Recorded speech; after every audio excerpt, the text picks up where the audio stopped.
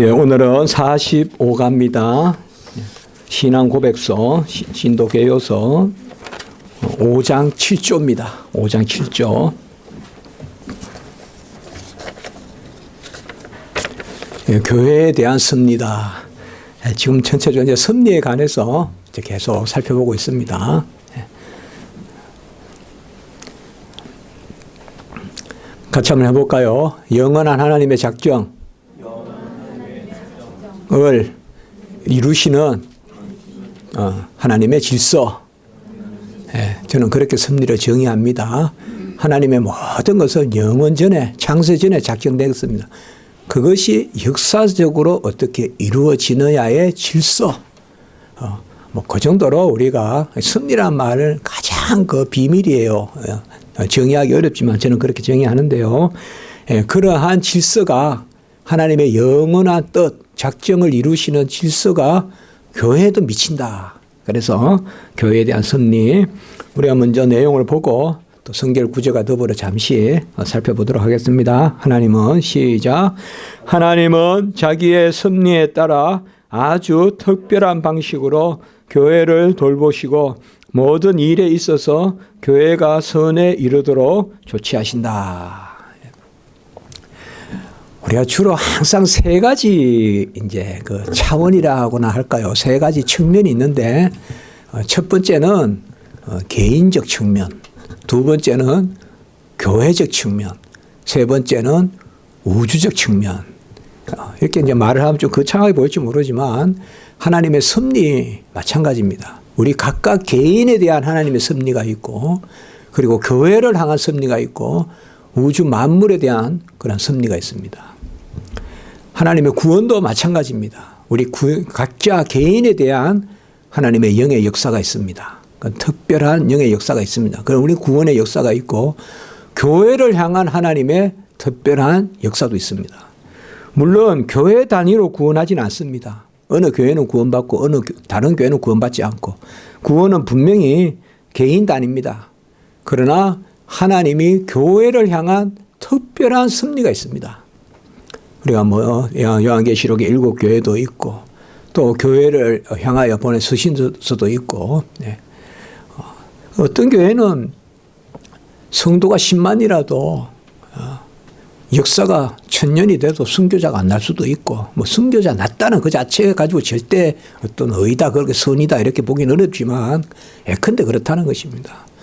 어떤 교회는 성도가 20, 30명 밖에 안 돼도 순교자가 수명이 나올 수도 있고, 그렇습니다. 그러니까 우리가 보면 항상 하나님의 일은 남은 자를 통하여 이루는 그런 하나님 섭리가 있거든요. 항상 다수 쪽에 하나님이 역사하신다, 그건 아니거든요. 그건 아니에요. 사도행전에 많이 모인다, 건물 크게 짓다 이런 것이 강조되는 게 아니잖아요.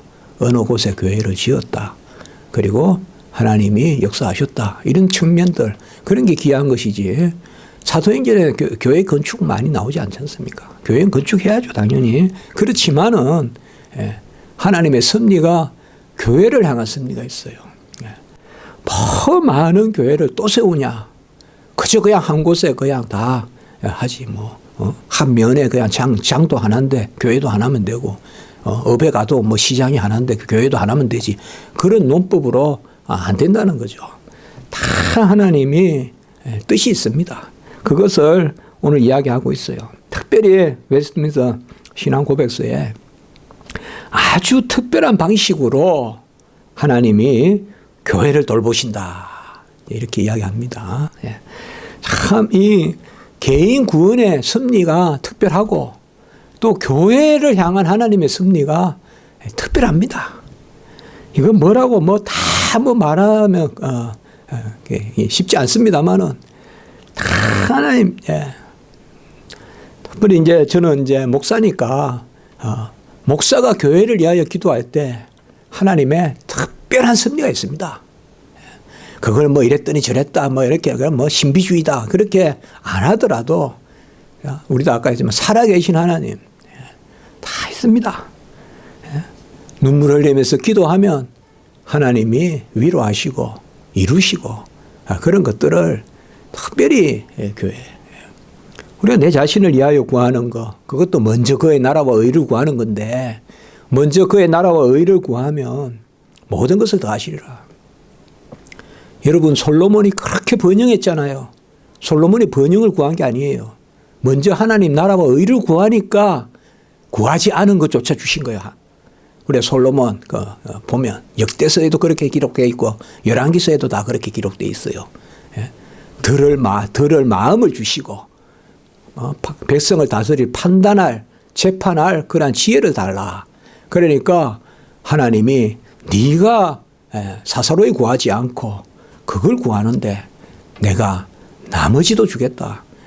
그래서 솔로몬이 막 그냥 솔로몬은 그냥 모든 그 성경 나오는 그대로 보면 다 식기가 다 금이다 이 말이에요. 그리고 그렇게 부여했어요. 아주 많은 공사도 하고 그렇게 했어요. 그러나 우리가 그것을 볼 수가 있어요. 그러니까 교회를 향한 하나님의 특별한 섭리가 있어요. 그래서 무슨 일이든 교회에는 내 자신의 머리도 우리 그리스도시지만 교회의 주, 교회의 머리, 몸된 교회, 주님의 교회 이런 개념으로 하나님이 특별히 그 교회는 사사로이 생각하시면 안 됩니다. 교회는 우리가 그럴 리 없지만은 그 하나도 교회 거를 함부로 집에 가져간다거나 그런 건 안 됩니다. 여러분들. 교회 것도 없고 내 것도 없고 이러면 안 됩니다.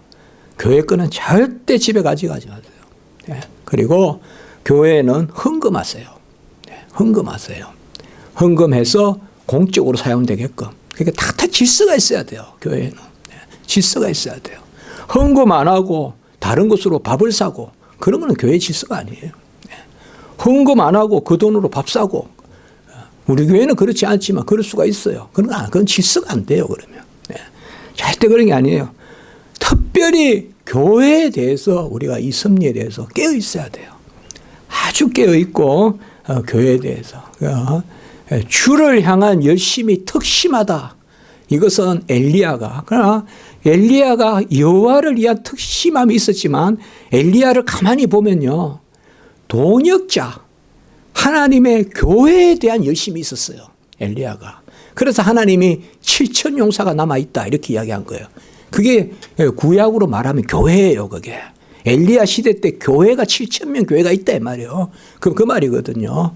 그러니까 사실상 우리가 이제 교회를 향한 특별한 열심 또 교회를 향한 하나님의 특심한 감찰 또 돌보심 이런 것들이 우리가 있는 것입니다. 이것은 저도 참 이렇게 섬기고 보니까 너무 감사한 게 그런 부분입니다.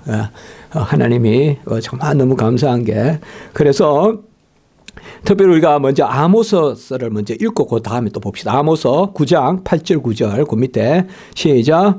보라 주 여호와의 눈이 범죄한 나라를 주목하노니 내가 그것을 지면에서 멸하리라. 그러나 야곱의 집은 온전히 멸하지는 아니하리라. 여호와의 말씀이니라. 보라 내가 명령하여 이스라엘 족속을 만국 중에서 체질하기를 채로 체질함 같이 하려니와 그 한 알갱이도 땅에 떨어지지 아니하리라. 성경에서 이 체질이라는 말은 심판과 관계가 돼요.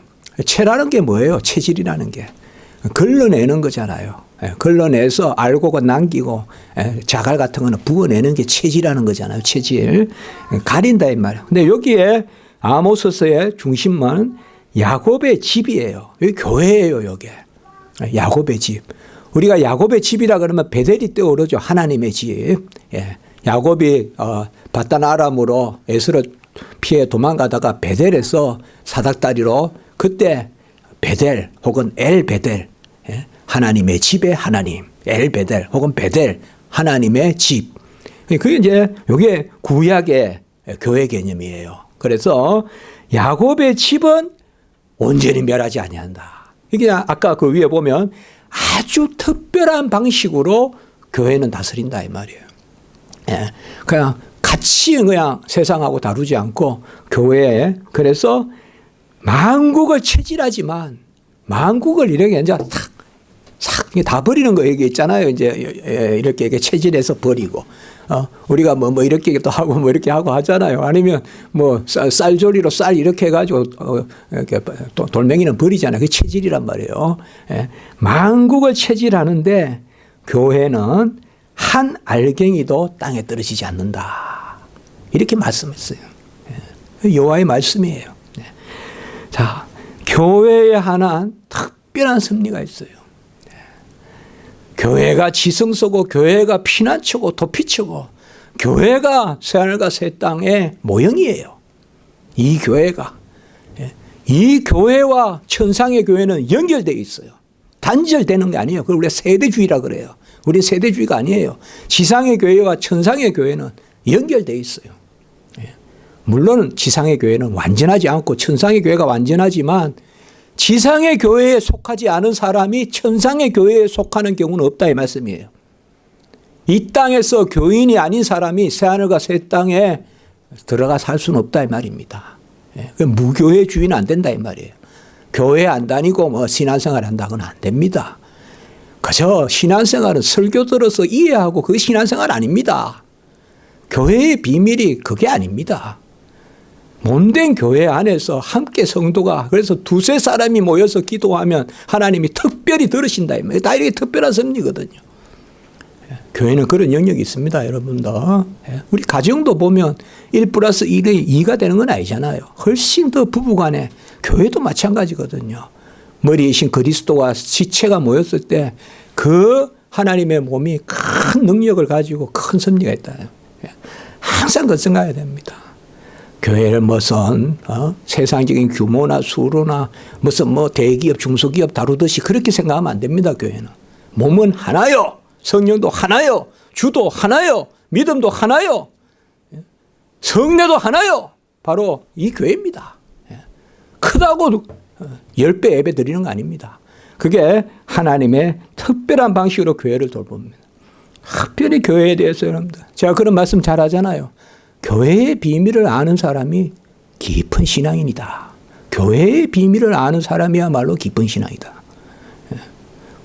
많이 알고 많이 기도한다 하는데 교회의 비밀을 몰라. 그건 안 됩니다.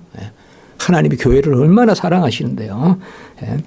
그래서 마지막 줄에 보면 돌보시고 선에 이루도록 하나님이 조치하신다. 지금 이런 번역은 사실 제가 바로 번역을 한 겁니다. 라틴어에서. 웨스트민스터. 그래서 그대로 되도록이면 교회를 돌보시고 선에 이르도록 하신다. 이렇게 했습니다. 로마서 8장 28절.